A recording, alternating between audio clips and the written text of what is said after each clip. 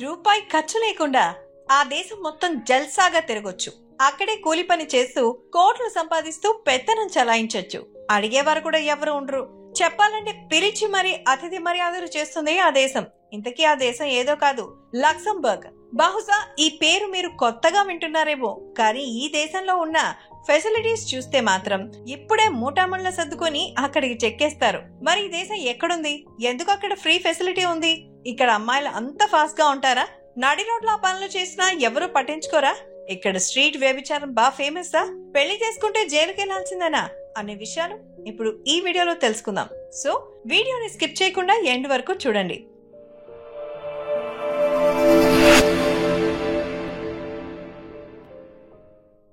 Luxembourg చూడ్డానికి చిన్న దేశమే, కానీ డబ్బు పరంగా మాత్రం బాగా రిచెస్ట్ కంట్రీ.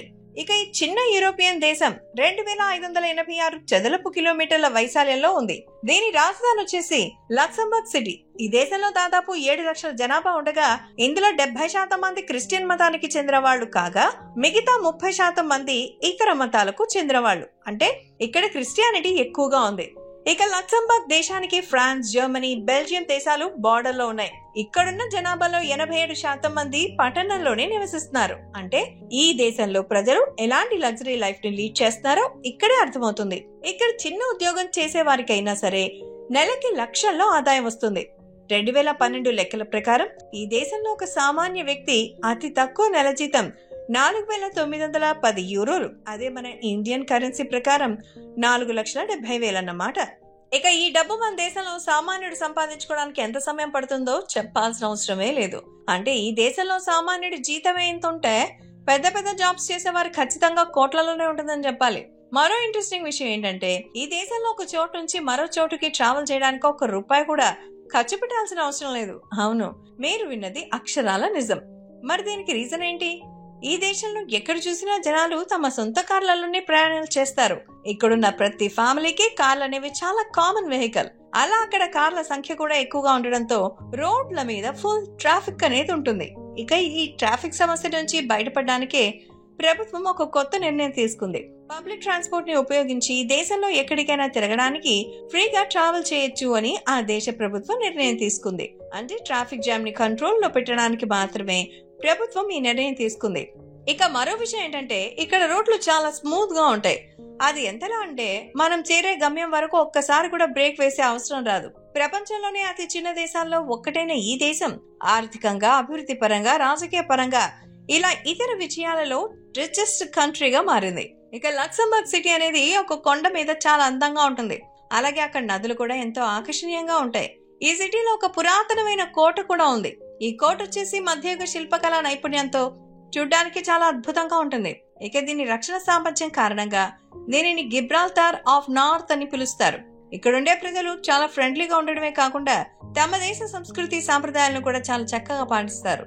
నిజంగా చెప్పాలంటే తమ సాంస్కృతిక మూలాలతో చాలా బలంగా ముడిపడి ఉన్నారు.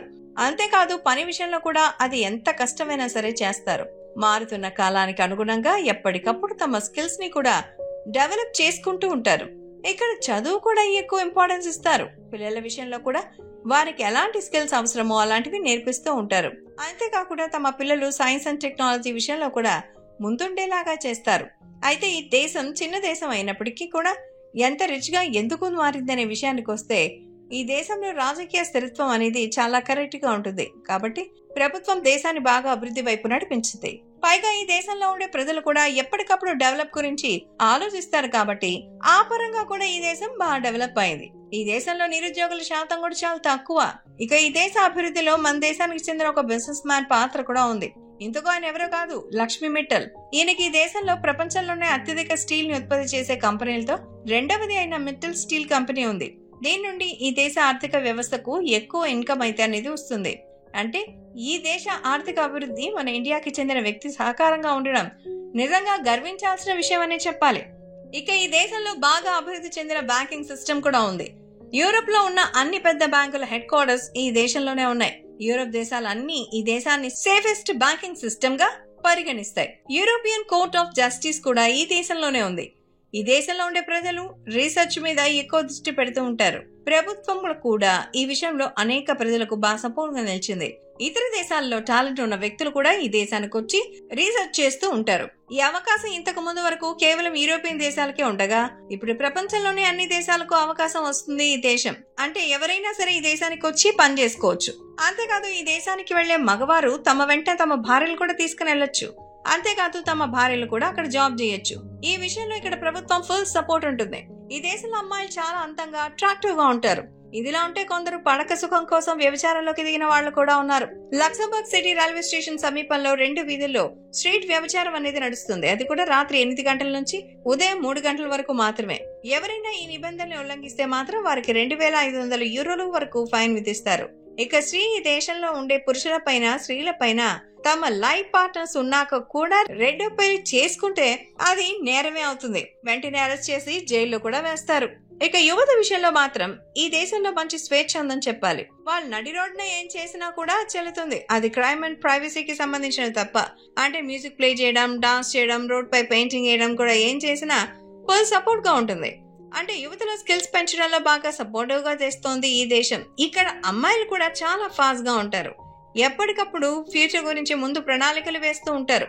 ఆ వయసుకు వచ్చేసరికి అన్ని నేర్చుకుని ఉంటారు.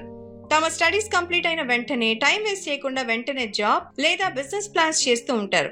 అంటే అబ్బాయిల కంటే ఫాస్ట్ గా అమ్మాయిలు కెరీర్ గురించి బాగా ఫోకస్ పెడుతూ ఉంటారు. ఇక ఈ దేశంలో చూడడానికి చాలా టూరిస్ట్ స్పాట్లు కూడా ఉన్నాయి. అందమైన అడవులు, ఆకర్షించే నదీ ప్రవాహాలు, పెద్ద పెద్ద పర్వతాలు, అందమైన లోయలు ఈ దేశానికి స్పెషల్ అట్రాక్షన్ అనే చెప్పాలి. ఇక ఈ దేశం రాజధానిలో ఉన్న కోటలు ఈ దేశ చారిత్రక వైభవాన్ని, అద్భుతమైన శిల్పకళకు, రక్షణ సామర్థ్యానికి ప్రతిబింబంగా ఉంటుంది. యునెస్కో ఈ దేశ రాజధాని నగరాన్ని వరల్డ్ హెరిటేజ్ సైట్ గా గుర్తించింది. ఇక ఈ దేశానికి సంబంధించిన చరిత్ర గురించి ఈ నగరంలో ఉన్న మ్యూజియం ద్వారా తెలుసుకోవచ్చు. ఇక్కడ ప్రకృతి అందాలకు పేరు పొందినటువంటి నగరం వచ్చేసి ఎకటర్నచ్. ఇది కూడా ఎన్నో చారిత్రక కట్టడాలతో పాటుగా ఒక అందమైన దీవి, ఒక అందమైన నది కూడా ప్రవహిస్తుంది. చూసారు కదా ఫ్రెండ్స్. కాబట్టి మీరు కూడా ఈ దేశానికి వెళ్తే ఇవేమి మిస్ అవ్వకండి. అలాగే ఈ దేశం గురించి మీ అభిప్రాయం ఏంటనేది కామెంట్స్ రూపంలో తెలియజేయండి.